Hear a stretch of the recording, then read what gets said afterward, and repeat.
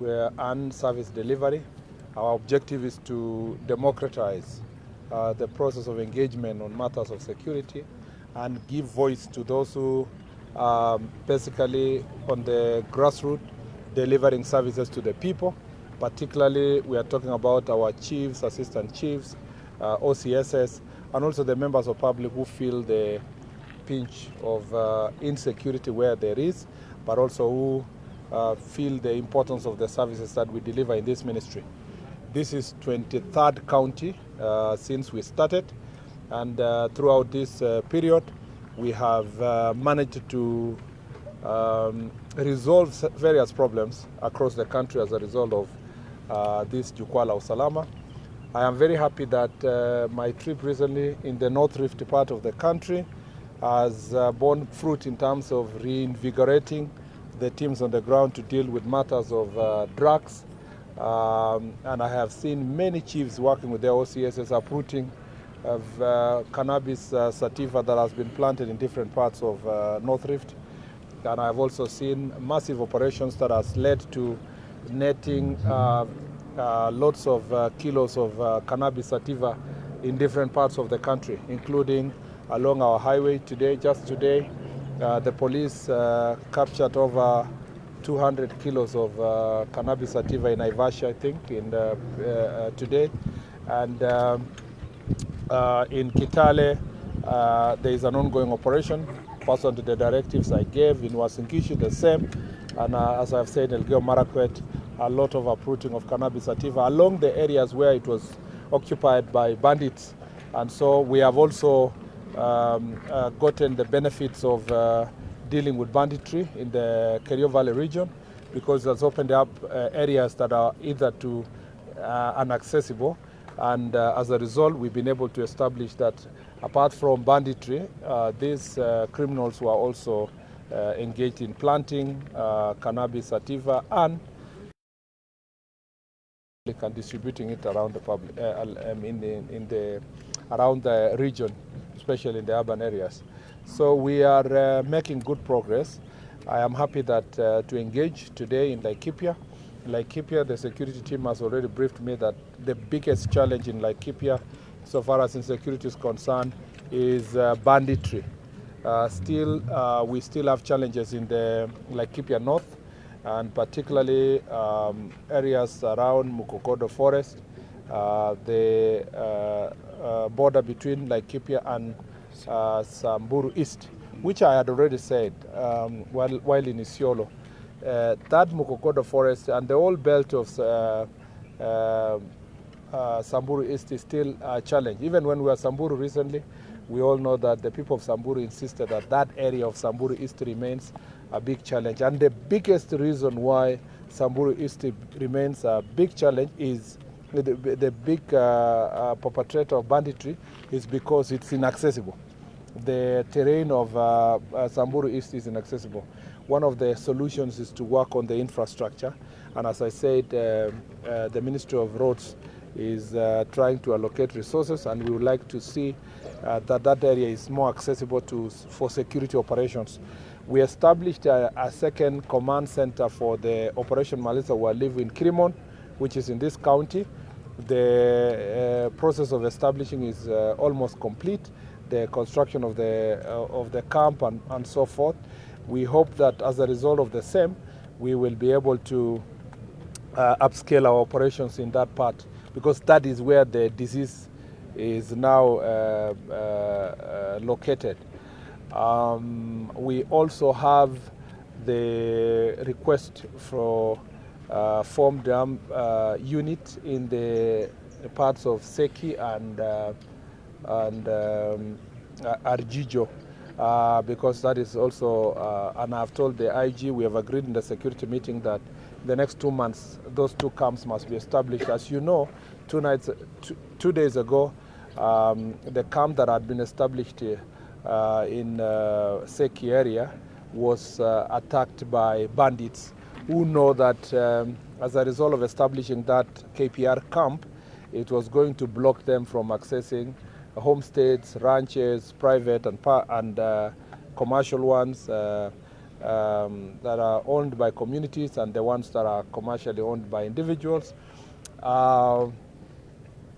They know that route was being blocked, and that's why they viciously attacked the camp without stealing any livestock, just to attack the KPR officers, whom unfortunately we lost one officer, and about 4 of them are in hospital here in this town, and I will be visiting them later to see them.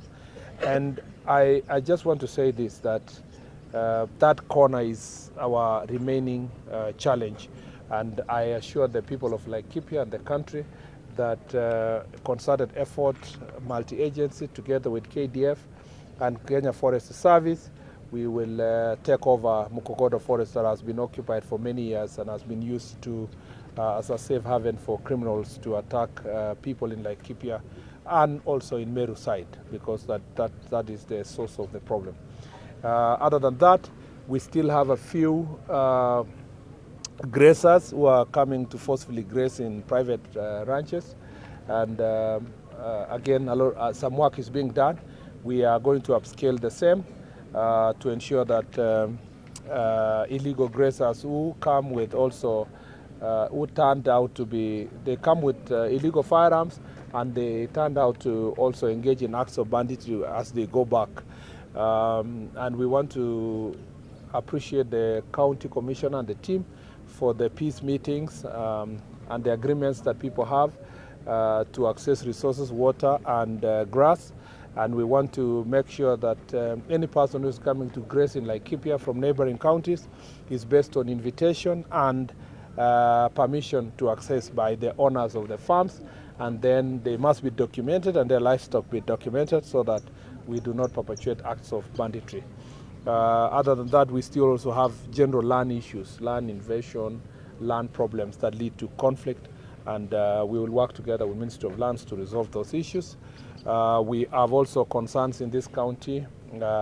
I must appreciate that adulterated ethanol and other form of alcohol has gone down in this county. We still have, of course, in these informal settlements where people are still brewing changa and other kind of illegal alcohol. And I thank the police for the operations they have been doing, and we have asked them to continue upscaling the same. We still have also marijuana being sold in this county. Although it's been contained to a lower scale, we want to continue fighting it from the root. This is those who are planting marijuana in the Mount Kenya forest, among other places. The police continue to do their work to ensure that this place is secured. Other than that, the issue of gangs and the goons and all that has fairly been contained in this county, and we hope that our young people may not be recruited to illegal activities as gangs. And the few that may be there, the police will continue dealing with them to ensure that this county becomes peaceful. This is a very important county, it's a tourist destination.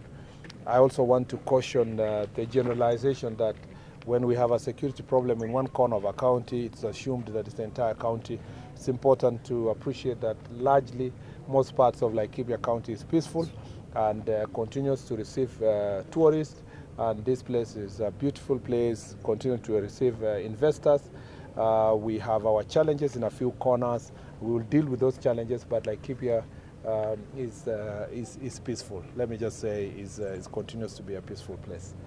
I think those are the key security issues. The rest of the issues will be raised at the Jukwaa Usalama, and but we remain seized of the challenges that are here.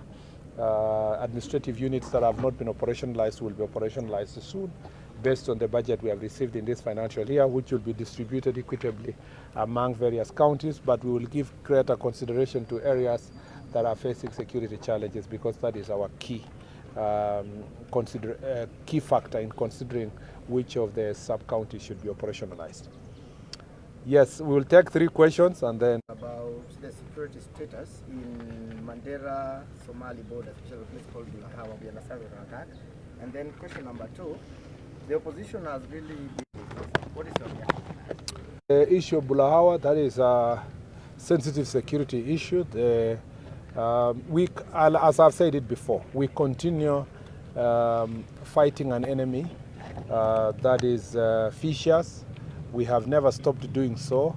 I think many Kenyans in Interland have always thought that if they don't hear anything, that the Al-Shabaab challenge has stopped. We have always had it continuously for the last 20 years or so.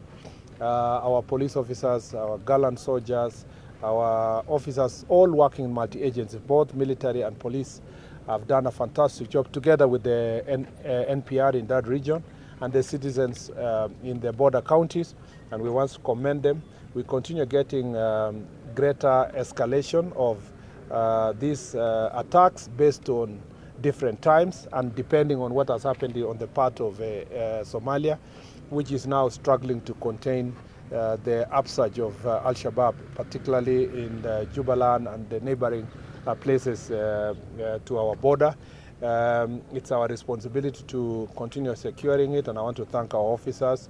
What you saw yesterday is nothing compared to what our officers are doing to secure our border, and we assist of all the issues that are happening in the border counties and particularly related to terrorist attacks, and we will continue securing our officers, giving them the necessary equipment. Recent modernization program has helped a great deal to secure most of these officers, and we assist of that matter. On the issue of police brutality, I don't know if you cannot say there is police brutality until it is investigated and proven by a court of law. So we can only say that there are cases of persons who have passed on in various would have been maandamano, which turned out to be criminal activities not representing Article 37 of our Constitution, and unfortunately led to loss of life. Loss of life, no matter the circumstances, is regrettable, but the necessary institutions will investigate, including IPOA, and they will find out who are culpable. The law is very clear about culpability on matters of criminal acts. I don't think any organizer, I have said and I insist here that any person who has organized these acts of terrorism, burning police stations, burning vehicles, burning courts, burning supermarkets, we continue to insist that those are acts of terror. I wonder why, and I still insist, I still see the president of LSK going about defending criminals. Yes, we know that they are suspects. Who doesn't know that? But they are suspects of terror. And we are not relenting on that fact that those people deserve to be charged for acts of terror, to instill fear in the public, and their objective is to make sure that there are no working institutions by burning courts, burning police stations, stealing guns, killing people, burning supermarkets, and we will charge them for what they have done and what they did. I want to say clearly here to the Law Society of Kenya that first of all, they must not jump into conclusions, and that the investigations that we've seen is that these are acts of terror. Charges which have been leveled against these individuals are for terrorism. So it's now up to the court to find them guilty or not. And we do not want them to normalize terror in our country. And we don't want civil society voices that only are one-sided. They do not look at what the citizens are going through. Somebody's supermarket has been burned, police station, all these other places. Yet you will see people only speaking about one side, the perpetrators, and trying to excuse and undermine the process of trying to try these people for the crimes that they have committed. We remain firm, very firm. And those who are opposed to this must be told that they cannot intimidate us. I hear some saying, oh, you know, the minister, the IG, the who. We know the law. They can go and intimidate other people, but they cannot intimidate us. We know what we are doing. We know the law. We know what it takes to secure a country. And we are not going to do politics with our nation. We will deal with all these criminals for who they are and go for them for what they have done. And there will be no place that will be spared. There is no county that we will allow property to be destroyed. I hear some people saying, well, you know, because our political supporters are of this side, they must be excused. criminals, we will not see them from a political support base. We'll only deal with them for what it is. If you ban somebody's supermarket in Nyeri or Meru, it doesn't excuse you because you have a certain political inclination. We are going to deal with you for who you are and what you do. And I think people should know that I don't just speak for the sake of it. I am properly schooled and I understand the law. And when I speak about the law, I know what I'm saying. It is acts of terror, and those characters will be charged for terrorism, and they must answer in a court of law. Because if we don't do these things, our country will slide into anarchy. There are some characters whom I saw online that they are calling themselves forces fighting police brutality, and yet they were carrying guns and dressing using jungle attire, trying to intimidate the people of Kenya. I want to tell this, all police officers who are out of service, all military officers who are out of service, they have a greater responsibility than a civilian, and we will put them under very strict surveillance, because those are persons who are highly trained by the government of Kenya on the use of arms. And once they start threatening the public and threatening government, we consider that subversive activities. And I'm glad that the DCI has investigated, arrested, charged some of them, and must be dealt with. We know they are establishing a military wing of their political activities. We will not allow that. Let me be very clear. Those officers who are doing politics in office or exiting office to go and carry out criminal activities must be dealt with firmly. The second question? You are from KBC. Okay, and then we finish with him. Yes, my name is Yes, mine. The last people talked about. Yeah. Those people who are alleged to be ex-KDF, ex-police, and they are wearing very heavy gears, carrying very heavy weapons, and you allege they are forming a militia kind of group, whatever they call themselves. How can that happen under your watch? And they come online, they say what they want to say. We've never seen such thing in the past, but it's happening. Thank you, Minor. Thank you very much for speaking for me. You see, what the country has slided to is unacceptable in the name of freedom of expression. That people can carry sophisticated weapons and call and speak in it's like a rebel kind of, the country is in some part of the country is controlled by a rebel movement of some sort, and happily going to issue statements online while carrying very sophisticated weapons. And that's why the DCI has arrested and charged those people. Now you will see, and I'm telling you, you will see LSK, another civil society organization, and opposition running around, and they will start saying, oh, you know, freedom of expression, people must be allowed to wear what they wear, they must be allowed to carry whatever gun, they must be allowed to say what they want to say. Really?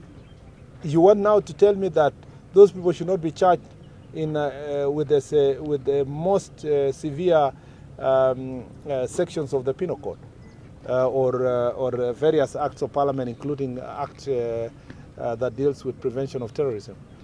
I mean, we must be firm if we want to prevent our country. And that is what we are trying to do. No matter what people will say, we are firm, gladly, on this situation. They have been charged in a court of law. And we want to see if the judiciary will be intimidated by opposition characters and civil society to let them go and see whether really. You see, people think that the responsibility to protect the nation is only for executive. It's for everybody, for the legislators, for the judiciary. And judiciary is handling criminals and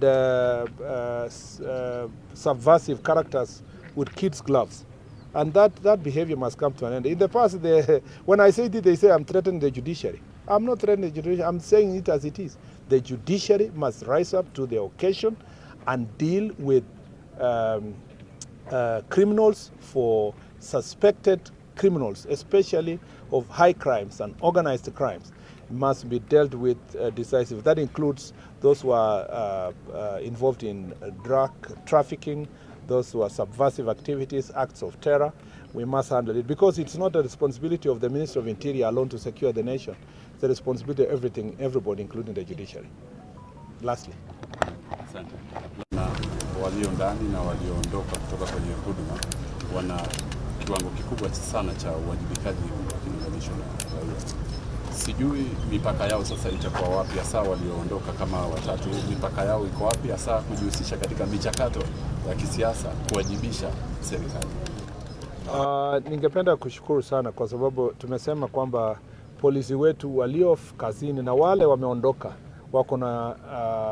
wako na jukumu ya kuhakikisha kwamba